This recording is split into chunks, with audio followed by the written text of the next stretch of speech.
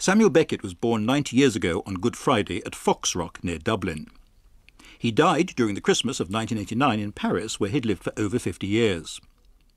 In his lifetime as both playwright and novelist, he was idolised, analysed, celebrated and dissected for every last drop of meaning, and at the same time often pilloried for his pessimism and attacked for his obscurity.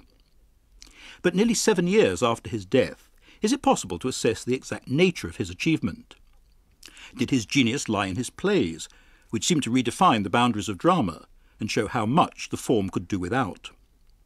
In works, for instance, like Waiting for Godot, in which two tramps stoically await the arrival of a figure who may give meaning and definition to their lives, or in Endgame, with its confined vision of mankind in its terminal stages, or Happy Days, in which the heroine, buried up to her waist and neck, retains her obstinate cheerfulness. Or will posterity perhaps come to value more highly Beckett's novels and prose narratives, beginning with Murphy, a highly entertaining evocation of London life owing something to James Joyce, and continuing with the trilogy of Malloy, Malone Dies and The Unnameable, interior monologues filled with a last-ditch black humour. And although Beckett wrote most of his major works initially in French, was he throughout his career a definably Irish writer? Well, to address these and other questions, I've got with me 4 people who in different ways know Beckett and his work intimately. Professor James Knowlson of Reading University, who this autumn publishes a major new biography of Beckett entitled Damned to Fame. Then I have with me the New York theatre critic Mel Gussow, who's just published a new book called Conversations with and About Beckett. Down the line from Dublin, we have the Irish actor Barry McGovern, whose much-travelled solo show about Beckett called I'll Go On captures the courage and humour that pervaded his work. And down another line from Suffolk we have actress Billy Whitelaw, who became one of Beckett's most famous interpreters, working very closely with him, particularly on the productions of Footfalls and Not I. Barry McGovern, can I just come to you first? I mean, for anyone who'd never seen a Beckett play, who'd never read a Beckett work, could you just give me some sort of graphic description of his universe, of what his plays deal with, for example? But essentially, they are about people trying to go on in the universe. He uses the word on all the time. It's about people in situations, whether in Waiting for Godot, you've got 2 people waiting for this person who may or may not come. In Endgame, you've got Ham waiting for the end, Clove waiting to leave. It's about leaving. In play, you've got a situation where there's 3 people in urns, this incredible visual image of a spotlight probing the man and his wife and his mistress, now dead in another world, and the story, which is terrifying on one level and fantastically funny on another level. You've got these 3 monologues intercut, and it's a very, very funny play. It's really about survival at the edge and getting through no matter what. But the one thing that gets you through above all else is a gritty determination and great humour. Survival at the edge. Mel Gussow, how would you sum up in a phrase or two the Beckett world? The plays are very, very different. And each one has at least one very, very strong image. So, for example, in Waiting for Godot, the image of 2 men, a tree, on this bare plain. Where are they? What are they waiting for? What are they doing? Immediately the questions arise in the audience's mind, and they're never answered, which is, of course, one of Beckett's very basic points. He doesn't provide the answers. He leaves it to you to wonder what next. They're about a whole range of human themes, but above all human needs. Now, we've had the description of what they look like, and as Mel says, we could continue that with Happy Days, where the big question is, what is she doing there in the earth, up to her waist and then up to her neck? And that is, of course, made into an element, what are you meant to mean as well, dressed up with your shopping bag, etc., etc. So the whole question of meaning, but with Beckett, you have all the grand philosophical themes are woven in, but it's not that it's philosophy with a kind of theatrical top-dressing of fertilizer, theatrical fertilizer being put onto it. It's that the themes are actually there in terms of human need to discover where the self is and what is the relationship between an individual self and his past. So memory plays a tremendously important part What are these memories that keep coming back to this figure who is just there as a head on the stage, with his voices coming from 3 different parts of the stage? These images are themselves haunting. You may not like them, but they will haunt you or stay with you until the grave. And I think that from the point of view of the drama, that he was at once a radical innovator, testing the possibilities of the stage. There's one query on one of our manuscripts in the Beckett archive in Reading which says, less means more. And I think that that's one sort of answer to the drama point. But you stress the lessness of Beckett, as it were, and the radical innovation. Mel Gusso, do you agree with that, that is where Beckett's genius does lie? Well, it certainly does, but I think we also have to talk about his humor. And I always remember a classic line of his referring to the uproarious pessimism in his work. And I think that strikes a note because at the same time, it truly is the combination of tragedy and comedy, which others have claimed, but Beckett owned. And I think that one feels that in the novels as well as the plays. And I think, as Jim said before, that it is a body of work. The body of work is Beckett. It's really hard to say which rates higher over a long period of years. I think they're certainly of an equal scale. So he redefines drama, you're both saying, and works through incredibly haunting, powerful images and through this uproarious pessimism. Can we talk a bit about how actors interpret Beckett? I should explain there was a great row in Britain a couple of years ago when a production of Beckett's Footfalls was restaged by a director called Deborah Warner. Now, in the original play, Beckett specifies very exactly where the character should move, how many steps she should take up and down the length of the stage. And this production by Deborah Warner redefined the play and had the actress roaming around the circle and the stalls. Now, Billy Whitelaw, you've played Footfalls memorably. Does Beckett allow any latitude for the actor, for the performer, for the interpreter of the work, or do you have to strictly follow the instructions?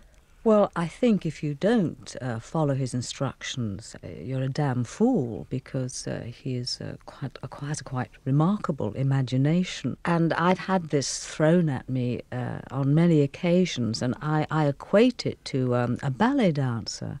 I mean, you would not say Nureyev or Dame Margot Fonteyn because they were following out someone's choreography or putting down their toes to a certain beat of music, that they were just pawns in someone else's hand.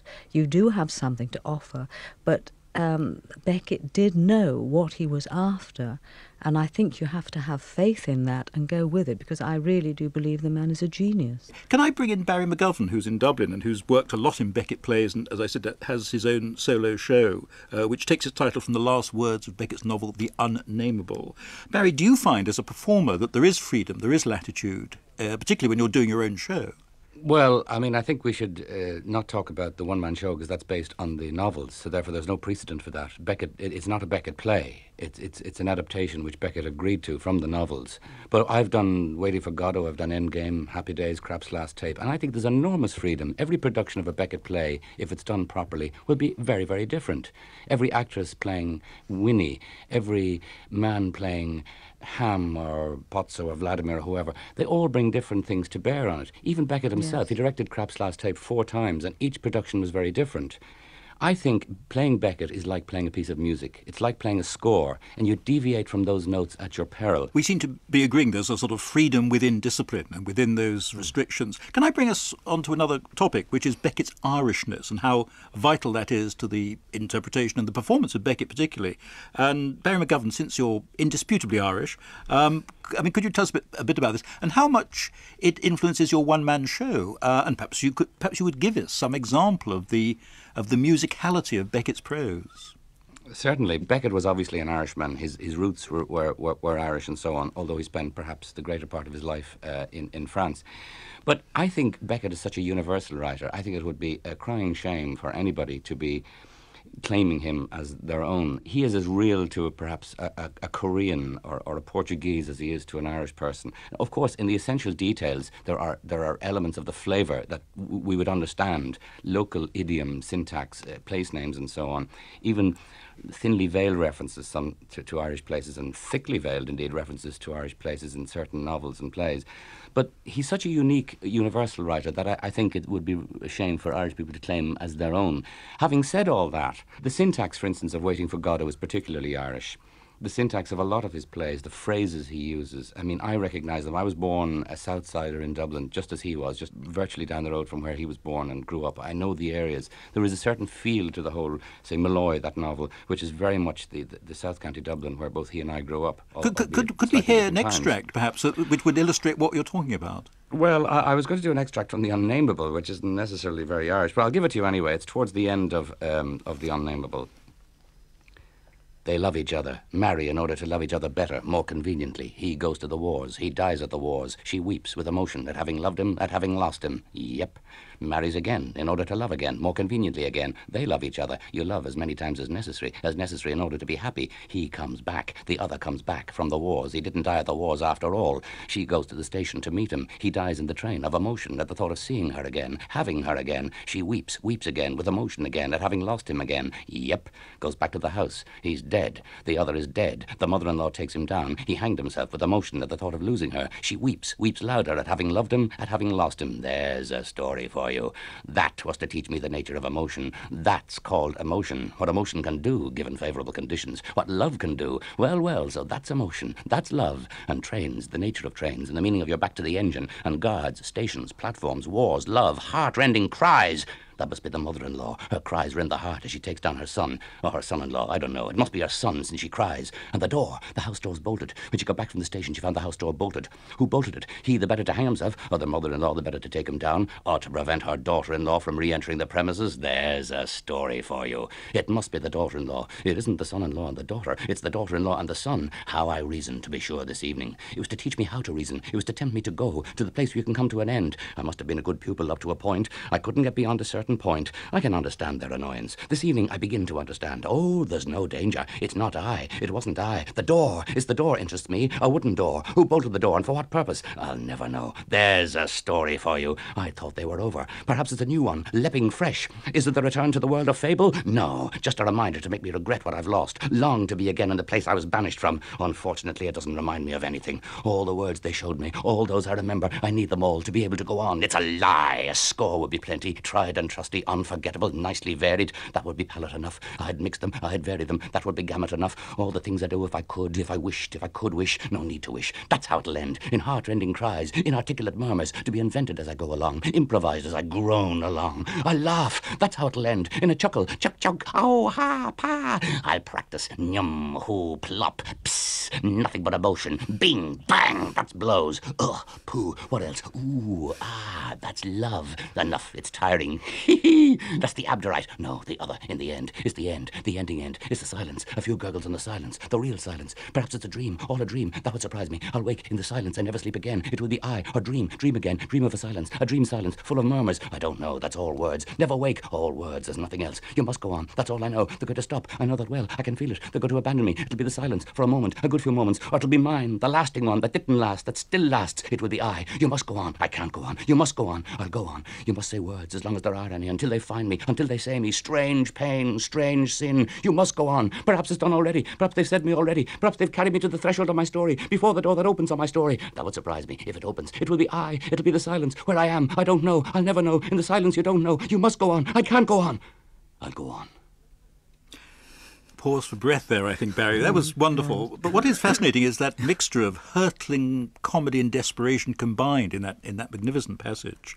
Yeah, well, the Unnameable's full of that. It's a very difficult novel, but coming after Malloy and Malone Dies, which are much more normal, if you put that in inverted commas, the Unnameable hurtles towards this end, which has this great mixture of black comedy in the midst of almost despair. It was wonderfully done. Anyway, Billy Whitelaw, can I turn to you and talk about similar matters? I mean, is there within Beckett, and you've done several of the plays and the monologues, does Beckett require great variations of tone and style? In other words, furious tempo like the one Barry McGovern has just demonstrated, and also much graver, slower passages? Yes, it does. And I was very interested when you were talking earlier on about the Irishness of Beckett, and Barry saying, well, no, it is universal. But I have found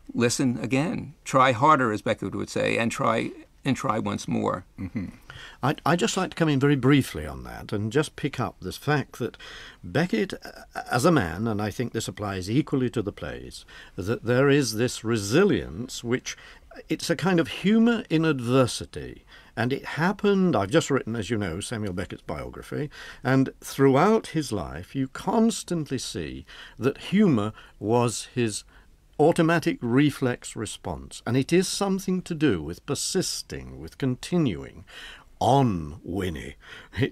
She does go on, and she goes on even though we all know.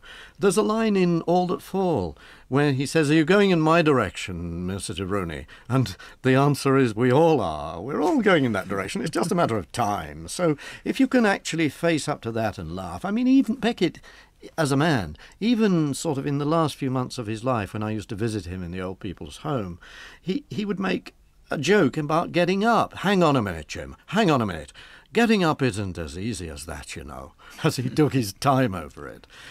It's there in the work, and it's kind of like a tone deafness, I think, or a determination to filter out unhappiness. It's the mirthless laugh in Beckett that doesn't pretend that life can't often be a grim affair. But it makes the best of it and does something with it. But it's not optimism, no, of course not. But you talk about facing up to the worst, and Mel Gusser, you talk about survivalism. Billy Whitelaw, you worked with Beckett very, very closely over long periods. I mean, did you find these same qualities they've both spoken about? Yes, I thought he had a marvellous sort of ironical sense of humour, in which he would just throw his eyes up and say, "Oh, Lord." I mean, Samuel Beckett laughing is not someone throwing his head back and roaring with laughter. It's those pale, transparent blue eyes just raising themselves up to heaven, and usually an "Oh, Lord," and that lovely smile on his face. Do you recognise that, gentlemen? They obviously do. But what is interesting is this paradox or contradiction. I mean, you all talk of his fortitude, humour and everything else, and yet I remember someone saying, Barry McGovern, that Beckett was the poet of terminal stages, and you proved that with the extract you read, didn't you? That there is this fascination, isn't there, with last moments, with endings. Is that right? Last ditches, yeah. Last ditches, yes. But I was just thinking when you were talking there about Vladimir's last speech in Waiting for Godot, which to me, in a way, sums up this marvellous... I mean, Estragon has more or less given up, but Vladimir is the great optimistic pessimist, if I can put it that way. Was I sleeping while the others suffered? Am I sleeping now? Tomorrow, when I wake, I think I do. What shall I say of today? That with Estragon, my friend, at this place until the fall of night, I waited for Godot? That Pozzo passed with his carrier and that he spoke to us? Probably. But in all that, what truth will there be? He'll know nothing. He'll tell me about the blows he received, and I'll give him a carrot. Astride of a grave and a difficult birth. Down in the hole, lingeringly, the gravedigger puts on the forceps. We have time to grow old. The air is full of our cries. But habit is a great deadener. At me, too, someone is looking. Of me, too, someone is saying, he is sleeping. He knows nothing. Let him sleep on. I can't go on. What have I said? So there we have the last speech of Vladimir, which really, in a way, sums up to me not only the situation in Waiting for Godot, but the situation in Beckett's work as a whole, because in a way, he wrote the same piece many, many times, but it's so many variations on the essential universal theme. What also came across to me, yes, in that passage, Barry, was the melody of the style. But I'd like to pick up another point. Obviously, we all agree Beckett was a singular and amazing writer and personality, but I'd like to ask you what influence you think he may have had on the course of drama. Mel Gusser, I mean, is there a visible school of Beckett writers, do you think? Well, I would say he was not only the most important dramatist of our time, but the most influential. And the immediate people who were influenced by it are ones that we know, such as Edward Albee and Harold Pinter and Tom Stoppard. But it goes on well past that into David Mamet, Sam Shepard, young American writers today like Mac Wellman and Eric Overmyer. His impact is immeasurable. That people finally realized, playwrights realized, they did not have to have a beginning and a middle and an end to a play. They could just have a long middle if they felt like it. They could just have images and not words. That it was a great breakthrough in its time, and playwrights are influenced every day by Samuel Beckett. Jim Nelson? Yes, I'd like to go back to something we started with, really. That is music and painting, because he managed to kind of incorporate all of this, including sculpture as well, almost.